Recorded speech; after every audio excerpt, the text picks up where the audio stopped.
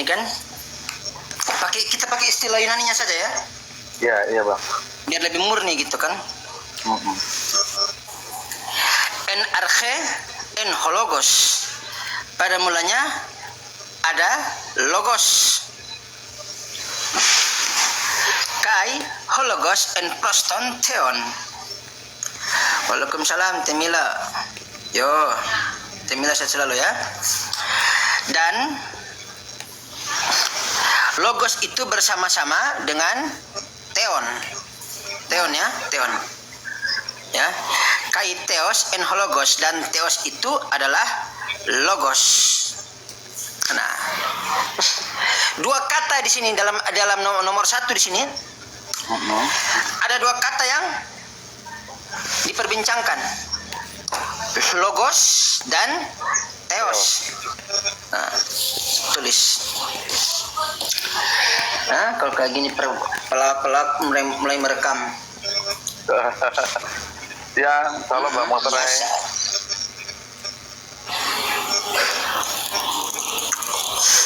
Lanjut terus.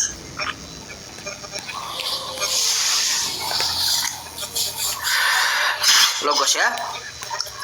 Jadi ho di sini definite artikel.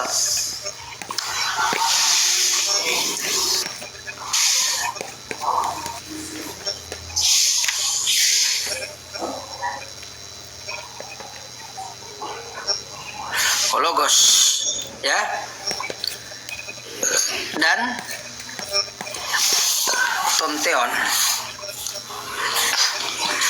Tonteon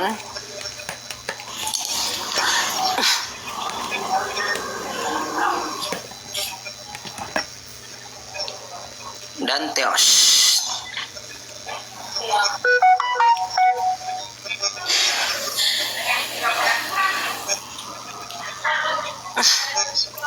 Kelihatan ya? Kalau Ya, kelihatan. ada tulisan yang kurang jelas atau kurang kelihatan, kasih tahu ya. Ya, siap bang. Nah, ini tonteon di sini sebagai akusatif. Yang ini akusatif. Akusatif. Akusatif maksudnya apa ya? Objek langsung.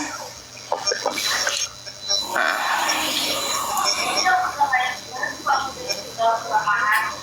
Objek langsung. L aja ya. Jelas? Oke, jelas. Nah, kalau theos dia sebagai subjek atau nominatif. Nominatif. Nanti kalau minta detailnya, insya Allah bahan sudah ada di sini semua. Oke bang. Siap. Kita bantu, tenang aja. Bagi orang Kristen, Yesus tetap Tuhan kok. Kita nggak bakal cederai. Ya kalau Yesus bukan Tuhan, berarti bukan Kristen dong, Islam dong. Kalau nggak Yahudi, mau. Kan gitu harusnya. Iya kan?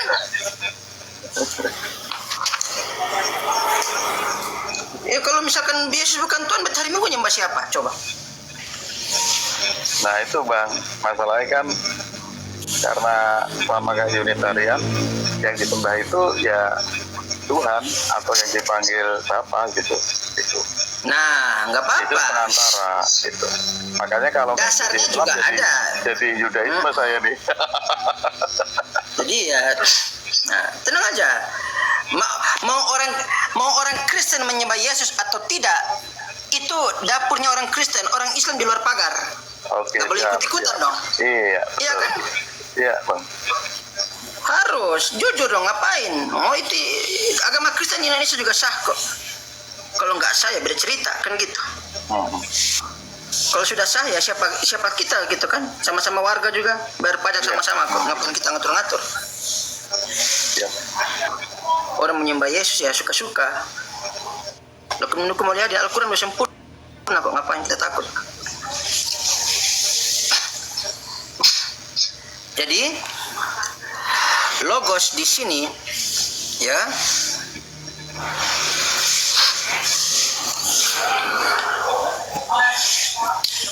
Babel Hub ya, ini punya orang Kristen juga nih. Logos sama ya,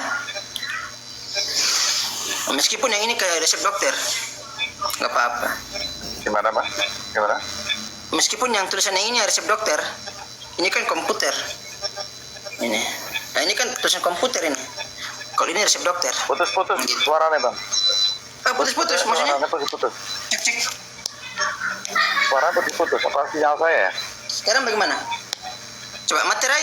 Suara saya kedengaran nggak materai? Bang materai jelas. Bang Iya, materai materai suaranya cuma dia. jelas ya? Bang Sueb. Suara Bang Paul jelas. Bagus. Oh berarti Cuman sinyal kecil, Bang. suara house-nya agak kecil.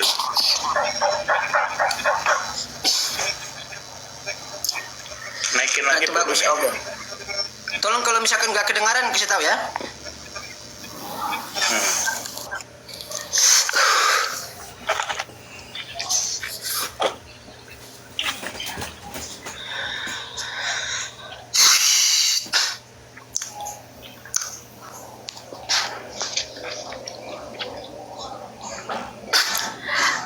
Kita bahas dari logosnya dulu. Bubble Hub. Sorry ke Bang Syed ya, memang ini aku bukan Uzumaki Naruto nak. Gimana sih? Logos. Nah, 3056. Ya. Perhatikan definition a word atau perkataan. Sebuah perkataan. Berarti kata sandang di situ tidak dimaknai jadi sang firman atau sang perkataan ya. Nah, kan word kan perkataan, Iya, perkataan. ya kan? Nah, Iya, a word. jadi ho di sini sebagai D-nya, the word, gitu. Jadi kalau hologos berarti the word, gitu. The word berarti Nah. perkataan atau Nah, nanti bisa saya urutkan firman tabel. itu tadi ya. Nah, nanti saya urutkan tabel grammar, saya urutkan, gampang, tenang aja. Kalau di sini mah gampang. Gak tahu Iya, tempat lain. oke. Gak tahu. Nah, kita lanjut.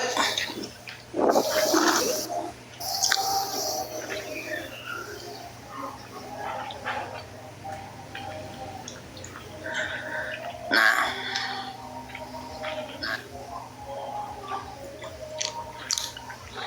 ini satu kata, tapi dia ulas langsung 2 ayat. Yohanes pasal 1 nomor 1 dan nomor 14. Ya, untuk kata Iya. logos ini nih. Ini Bible Hub langsung membahas 2 ayat. Jadi kata logos di nomor 1 ada kaitan dengan kata logos yang dalam nomor 14. 14. Ya, Hmm. bukan saya yang buat ya. Bible Hub yang buat, jelas? Ya. Bukan buatan saya. Nah, sekarang kita baca. Di sini. In several passages in the readings of John, hologos denotes the essential word of God. Pada kumpulan banyaknya catatannya Yohanes, ya, sebapak Yohanes ini, kata hologos,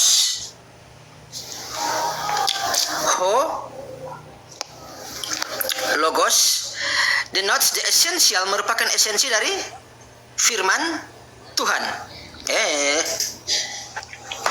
Word of God, firman Tuhan. Ya.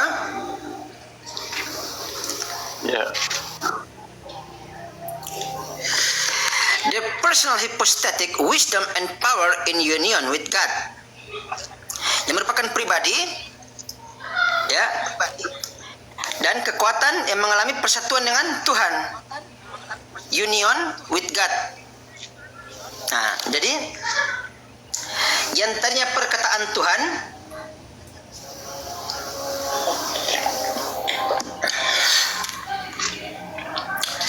persatuan dengan Tuhan, His minister in the creation and government of the universe. Di mana His minister itu sebagai apa? Otoritas. Seseorang memiliki kuasa otoritas yang dalam penciptaannya dan pemerintahannya.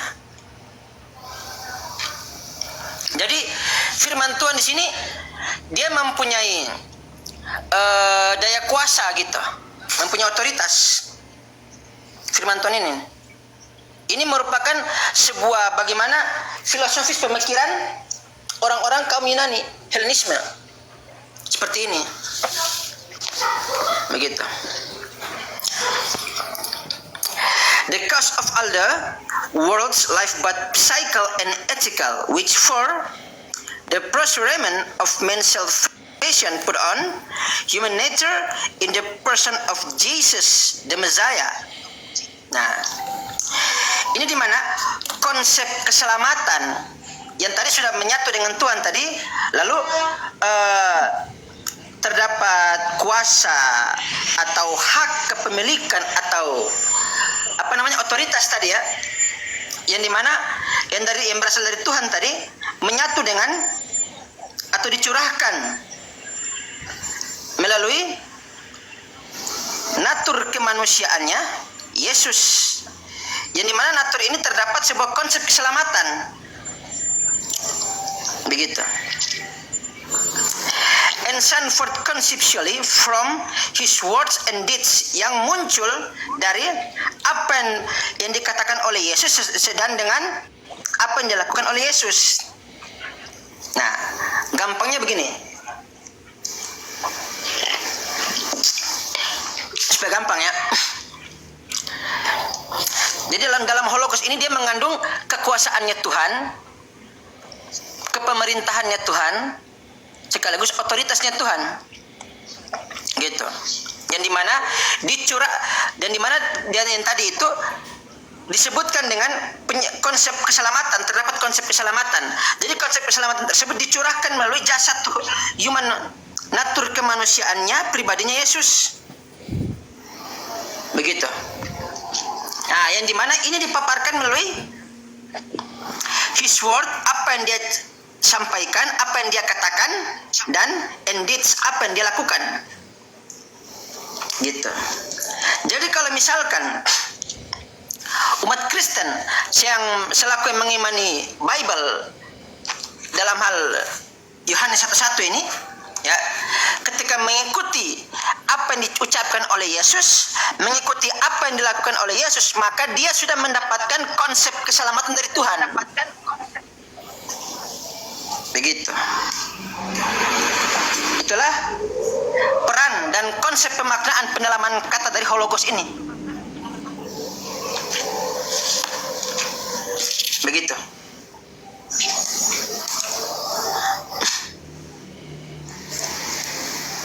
Jadi kalau Hologos itu sudah tepat kalau diterjemahkan oleh LAI dengan kata firman, atau the word ya. The word kan perkataan, firman saya kira itu sudah secara definisi sudah nggak ada permasalahan menurut saya. Yang jadi permasalahan kan kalau ada yang menerjemahkan dengan sang firman, karena kalau sang firman itu kan bicara gelar. Gelar itu kan suatu predikat yang dilekatkan pada diri seseorang, diri pribadi kan begitu. Tapi kalau sudah firman atau the word itu tadi kan perkataan dari sang pemilik perkataan tadi yang memiliki kuasa, yang memiliki istilahnya daya cipta atau pemerintahan yang terkandung di dalamnya kan, seperti misalkan Bang Soeb kan seperti tadi. Ya seperti yang dikatakan tadi kan, bahwa firman Tuhan yang esensial yaitu hikmat, kuasa pribadinya Tuhan yang mengalami kesatuan, gitu, dengan jasad pribadinya Yesus, yang dimana untuk mengadakan sebuah konsep penyelamatan itu, begitu, dicurahkan melalui jasad human nature-nya Yesus tadi, natur kemanusiaan Yesus, yang dipaparkan, yang dipancarkan membuktikan secara nyata melalui apa yang dikatakan oleh Yesus sekaligus apa yang dilakukan oleh Yesus. Begitu. Jadi seperti Bang Paul sama Bang Paul sama Bang Materai yang dari Kristen ini, kalau mengikuti perkataannya Yesus dan mengikuti apa yang dilakukan oleh Yesus, ya bakal mendapatkan keselamatan tadi. Begitu. Karena ketika apa yang disampaikan oleh Yesus itulah hologos, yang dimana sudah terdapat hikmat, minister, yang tadi kan ini, government, pemerintahan yang kekal, yang berasal dari Tuhan itu. Suaranya ini sinyal saya atau Bang Materai untuk cek? Bang Materai putus-putus nggak dengar suara Bang Sueb? Bagus, waduh, Bagus. berarti sinyalku ini. Iya. Repot ya aku. Bang Sueb, Ya.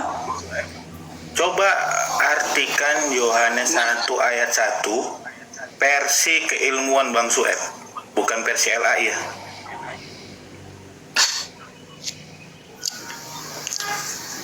Lengkap ya? Gitu. Iya, lengkap dari Yohanes 1 ayat 1 sampai semuanya gitu.